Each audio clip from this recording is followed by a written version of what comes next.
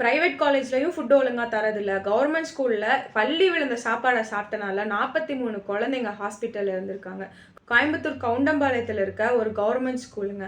அங்க பள்ளி விழுந்த சாப்பாட்டை எல்லா குழந்தைங்களும் சாப்பிட்டனால கிட்டத்தட்ட 43 பேர் ஹாஸ்பிட்டலைஸ் ஆகியிருக்காங்க. எத்தனையோ பேர் இந்த மதிய உணவை நம்பி அதை சாப்பிட்டு வளர்ந்து பெரிய ஆளாக இருக்காங்க. ஆனால் இன்னைக்கு இந்த குழந்தைங்க இந்த ஃபுட்டை சாப்பிட்டனால யாருக்காவது பாதிப்பு ஏற்பட்டு ஏதாவது ஆயிருந்துச்சுன்னா யாருங்க பொறுப்பெடுத்துக்குவா? ஃபுட் டிபார்ட்மெண்ட் இதுக்கப்புறம் ஆக்ஷன் எடுப்பாங்க. பட் இதுக்கு முன்னாடி ஏதாவது அசம்பாவிதம் நடந்திருந்ததுன்னா அவங்கெல்லாம் என்னங்க ஆவாங்க? அந்த குழந்தைங்களெல்லாம் பார்த்தா பாவமா இல்லையா அவங்களுக்குலாம்? இதை பற்றி நீங்கள் என்ன நினைக்கிறீங்கன்றதையும் கமெண்ட்டில் சொல்லுங்கள். தயவு செய்து ஃபுட்டு முடிஞ்ச அளவுக்கு நல்ல ஃபுட்டாக இருக்கான்னு செக் பண்ணிவிட்டு உங்கள் குழந்தைங்களுக்கு கொடுங்க.